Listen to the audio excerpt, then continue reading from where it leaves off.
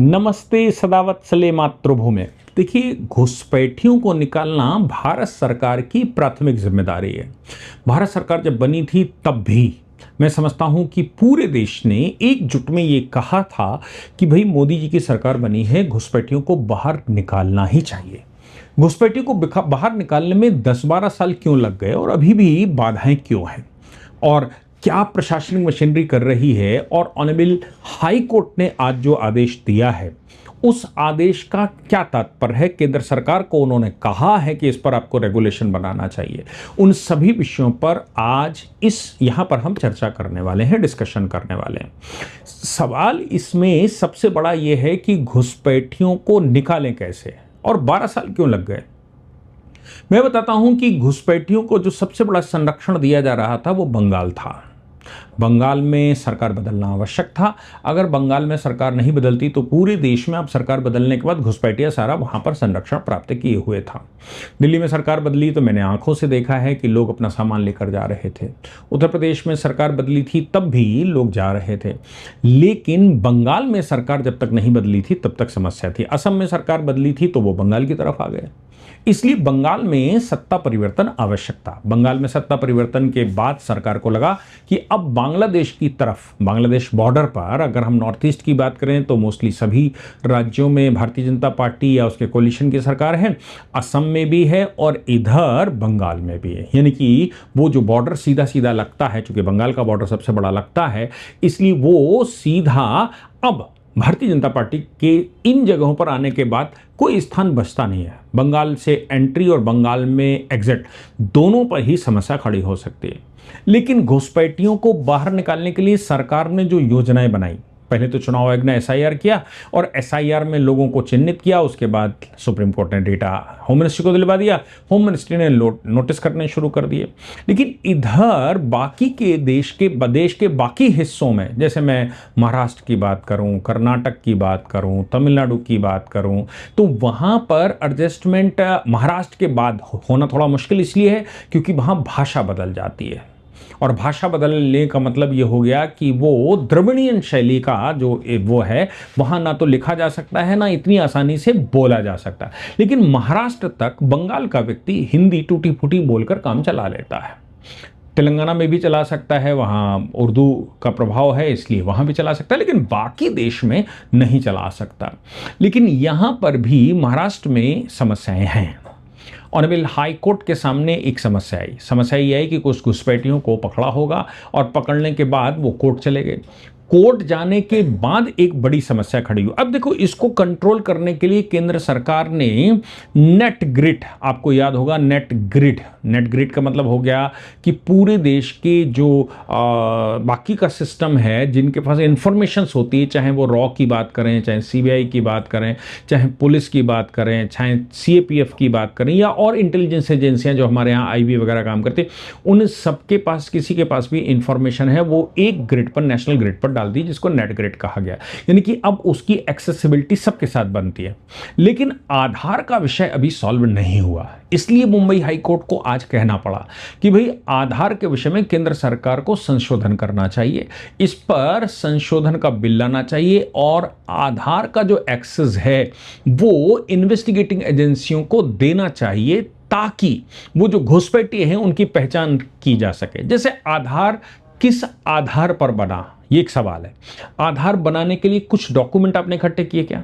अगर आपने आधार बनाने के लिए कुछ डॉक्यूमेंट इकट्ठे किए हैं, कुछ डॉक्यूमेंट आपने उसमें लगाए हैं, तो वो डॉक्यूमेंट जिस समय घुसपैठियों की इन्वेस्टिगेशन चल रहा है, किसी को पकड़ा गया है और घुसपैठी का इन्वेस्टिगेशन चल रहा है, तो फिर वो कैसे होगा, वो कौन करेगा? ये तो महत्वपूर्ण प्रश्न है।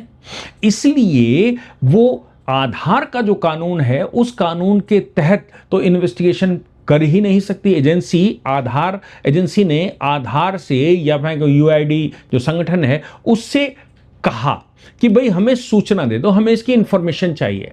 आधार अधिनियम की धारा 29 के तहत उनको मना कर दिया गया और यह कहा गया कि आधार एक्ट का सेक्शन 29 ये कहता है कि कोर बायोमेट्रिक जानकारी को किसी भी बाहरी एजेंसी के साथ साझा नहीं किया जाना चाहिए।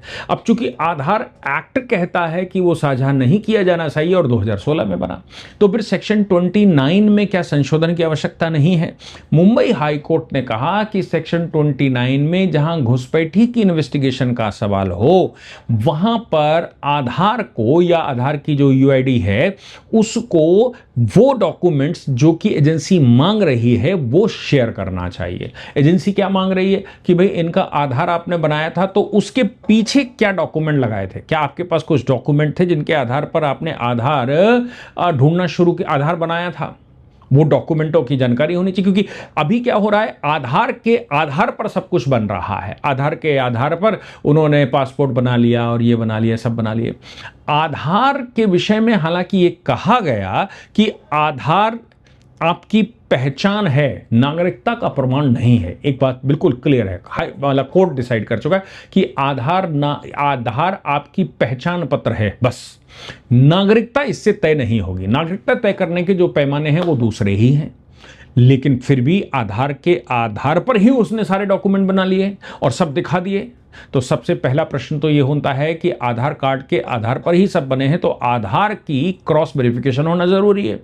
मुंबई हाई कोर्ट में जब ये मामला गया, एजेंसी ने मना कर दिया तो मुंबई हाई कोर्ट पहुंची। मुंबई हाई कोर्ट ने केंद्र सरकार को कहा कि सेक्शन 29 में संशोधन करना चाहिए।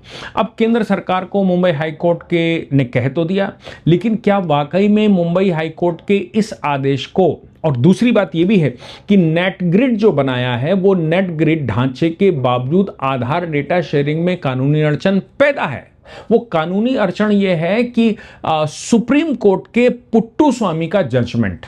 अब देखिए, नेट ग्रिड में आपने क्या क्या जोड़ दिया? टेलीकॉम जोड़ दिया, बैंकिंग जोड़ दिया, इमिग्रेशन जोड़ दिया, मिनिस्ट्री ऑफ होम अफेयर जोड़ दिया, लेकिन बायोमेट्रिक यूआईडी नहीं है। यूआईडी जब तक नहीं जोड़ोगे तब तक ये कंप्लीट नहीं होता। 21+ डेटाबेस को जोड़ दिया, 11 एजेंसियों को एक साथ जोड़ दिया, सब कुछ आपने अच्छा कर दिया, आईटी फ्रेमवर्क बना दिया, संसद से कानून, लेकिन 29 में कैसे होगा? जुडिशियल डायरेक्टिव्स इस विषय में हैं। मुंबई हाई कोर्ट ने जो डायरेक्टिव दिए उसमें मुंबई हाई कोर्ट ने केंद्र सरकार को आधार अधिनियम में संशोधन करने का सुझाव दिया। इसका उद्देश्य जांच एजेंसियों को राष्ट्रीय सुरक्षा की रक्षा के लिए फर्जी पहचान वाले अवैध विदेशी नागरिकों का पता लगाने और उन्हें निर्वासित करने में सक्षम बनाना है। आपकी बात से हम सहमत हैं, लेकिन क्या केंद्र सरकार उसको कर पाएगी? तो ये बात आती है ट्रांजिशन ऑफ पावर की। सेक्शन 33 क्लॉज 2 और सेक्शन 33 क्लॉज 2 ये कहता है कार्यकारी अधिकारी को पूर्ण अधिकार नहीं है। यानी कि अगर हम तुलनात्मक वैचारिक मॉडल की बात करेंगे तो न्यायिक निगरानी होनी चाहिए, और इस पर पुट्टू स्वामी का बड़ा जजमेंट है। पुट्टू स्वामी के 2 जजमेंट हैं, एक में 9 जजेस की बेंच बैठी थी और उसके बाद पुट्टू स्वामी पार्ट 2 में 5 जजेस की बेंच बैठी, और पुट्टू स्वामी पार्ट 1 और पार्ट 2 ने आधार का डेटाबेस समस्याएं खड़ी करनी शुरू करें। पुट्टू स्वामी 1 और 2 को अगर डिस्कस कर लेंगे तो आपको ये चीज क्लियर आ जाएगी कि ऑनरेबल मुंबई हाई कोर्ट का जो आदेश है या सुझाव है वो सुझाव केंद्र कैसे पूरा करेगा। इसका मतलब ये हो गया, अगर केंद्र सेक्शन 29 में या सेक्शन 32 में कोई संशोधन करता है तो फिर पुट्टू स्वामी का जजमेंट बीच में आएगा। पुट्टू स्वामी के जजमेंट को ओवरलैप करना पड़ेगा या फिर उसके कुछ अपवाद तय करने पड़ेंगे, और वो अपवादों की वजह से वो जो 9 जजेस की बेंच है उसका आदेश ओवरसाइट हो जाएगा। पार्लियामेंट ने जब संशोधन कर लिया तो फिर से सुप्रीम कोर्ट में चैलेंज होगा और फिर ये तय होगा कि वाकई में इसके अपवाद कुछ होने चाहिए। सवाल ये था पुट्टू स्वामी 1 और 2 का कि संसदीय कानून द्वारा पारित करने की आवश्यकता या लीगल वैलिडिटी है क्या केंद्र सरकार को। उद्देश्य की बात अगर हम कहें तो उन्होंने कहा वैध राज्य हित के लिए ऐसा किया जा सकता है, लेकिन पुट्टू स्वामी के जजमेंट में यह बात साफ कर दी गई कि भाई देखो, आप किसी की प्रिवेसी किसी एजेंसी के साथ वो शेयर नहीं कर सकते, ये पुट्टू स्वामी ने कहा। अब पुट्टू स्वामी का जजमेंट अगर ये कहता है कि आप शेयर नहीं कर सकते तो एक बड़ी समस्या है। 5 जजेस की बेंच जब पुट्टू स्वामी पार्ट 2 में बैठी तब उसने फिर से कहा, पुट्टू स्वामी मतलब रिटायर्ड जस्टिस पुट्टू स्वामी, रिटायर्ड जस्टिस पुट्टू स्वामी ने ये पिटीशन डाली थी। अब वो किसने डलवाई थी, क्यों डलवाई थी, क्योंकि विषय पुट्टू स्वामी का बड़ा खतरनाक था। केंद्र सरकार ने जब मोदी जी की सरकार बैठी तो उन्होंने कहा कि भाई हर एक चीज जो भी भारत में होगा उसके पीछे आधार लगाना होगा। प्रॉपर्टी का ट्रांजैक्शन करना है तो आधार लगाना पड़ेगा, कोई भी चीज रजिस्टर करने जा रहे हैं तो बिना आधार के वो रजिस्टर नहीं होगी। चाहे वो अकाउंट खोलिए, चाहे वो प्रॉपर्टी खरीदिए, चाहे रेंट पर लीजिए, चाहे आप जो भी करने वाले हैं, विदेश जाने वाले हैं या जो भी करने वाले हैं, आधार कार्ड का जो नंबर है वो आधार आपको वहां लगाना पड़ेगा। आधार लगाने का मतलब ये होता है कि उस आधार नंबर से, वो यूनिक नंबर है, उस यूनिक आधार नंबर पर जब क्लिक करेगी कोई एजेंसी तो क्लिक करते ही आपकी विदेश यात्राएं, आपकी गाड़ियां, आपके घोड़े, आपके बच्चों की फीस, आपके द्वारा खर्च किए जाने वाली रकमें, आपके द्वारा प्रॉपर्टी खरीदी जाने वाली, आपके द्वारा कोई भी रजिस्ट्री की गई है तो वो सब कुछ एक दृष्टि में आ जाएगी। इसका मतलब ये हो गया कि इकोनॉमिक ऑफेंस रोकने के लिए केंद्र सरकार ने उस समय 2-3 काम किए थे। एक तो बेनामी ट्रांजैक्शन एक्ट में संशोधन कर दिया था और ये कहा था कि बेनामी ट्रांजैक्शन एक्ट के तहत अगर आपने अपने नाते, रिश्तेदार, अड़ोसी पड़ोसी, इनके नाम उनके नाम कुछ भी खरीदा है तो प्रॉपर्टी सरकार की हो जाएगी और आपको जेल भी हो जाएगी। दूसरा उन्होंने कहा था कि ये जो इकोनॉमिक ऑफेंस है, क्योंकि सबसे बड़ी जो समस्या भारत की है वो है करप्शन अधिकारियों के बीच में, चूंकि अंग्रेजी मॉडल आज तक चल रहा है पिछले 200 वर्ष से ऊपर से, इसलिए अंग्रेजी मॉडल करप्शन का ही मॉडल था। तो हमारे यहाँ एग्जीक्यूटिव मशीनरी भी करप्शन मॉडल पर ही बनी हुई है और रास्ते साफ हैं करप्शन करने के। और ऐसे ही हमारे यहाँ पॉलिटिकल सिस्टम, जो उस समय रूल करने का सिस्टम था, वो पॉलिटिकल सिस्टम भी करप्शन के आधार पर ही बनाया गया था। वही नेहरू जी ने सक्सेशन कर लिया। तो करप्शन कैसे दूर हो आज के आधुनिक समय पर, इसके लिए मोदी जी की सरकार ने उस समय ये करने की कोशिश की कि भाई आधार को हम बेसिक डॉक्यूमेंट बनाकर सबको लगा देते हैं। जस्टिस पुट्टू स्वामी ने उसको सुप्रीम कोर्ट चैलेंज कर दिया, क्योंकि भाई संपत्तियां तो सबने बनाकर रखी होंगी, वो चाहे चीफ सेक्रेटरी है, चाहे सेक्रेटरियों ने हो, चाहे जजेस ने हो, चाहे जुडिशरी हो, चाहे एग्जीक्यूटिव हो, चाहे पॉलिटिशियंस हो, सबके पास संपत्तियां हैं, सबके पास इकोनॉमिक, जब सत्ता का मतलब सरकारी नौकरी का मतलब क्या है। मुझे याद है एक समय पर यह कहा जाता था सरकारी नौकरी का मतलब सैलरी नहीं, सरकारी नौकरी का मतलब करप्शन। सरकारी नौकरी में अगर 2000 सैलरी मिलती थी तो वो 20,000 रुपए का करप्शन करता था।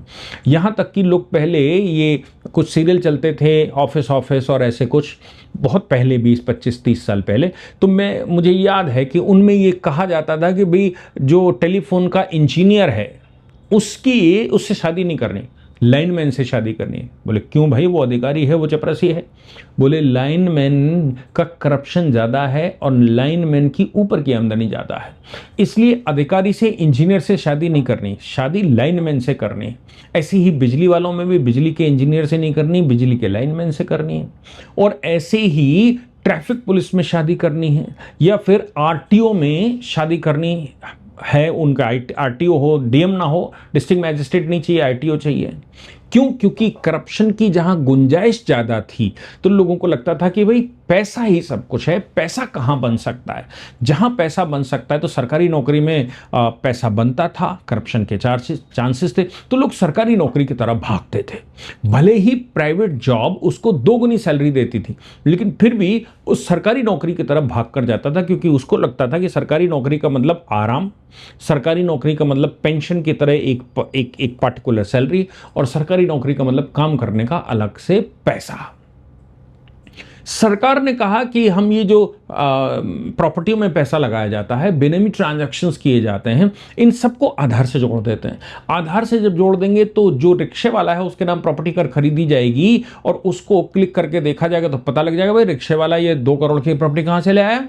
इसका मतलब यह है कि कुछ तो मामला है। कोई चपरासी के पास 5 करोड़ की प्रॉपर्टी कहां से आ गई, कुछ तो मामला है, कहीं ना कहीं तो है। तो सरकार ने एक फुल प्रूफ प्लान बनाने की कोशिश की थी और अधिकारियों को उससे सबसे ज्यादा समस्या होने वाली थी, क्योंकि सरकार का खजाना, भारत माता को लूटने वाले लोग भारत में सबसे समृद्ध लोग माने जाते हैं। चाहे वो खनन में लुटाई करते हों, चाहे वो पॉलिटिक्स में लुटाई करते हों, चाहे वो पॉलिसी मेकिंग में करते हों, चाहे कोई काम करने में करते हों, चाहे ट्रैफिक पुलिस में करते हों, चाहे जजमेंट देने में करते हों, कहीं ना कहीं जहाँ कहीं भी ये काम के बदले कुछ मिलने की जुगाड़ है, वही सबसे अच्छा माना जाता था।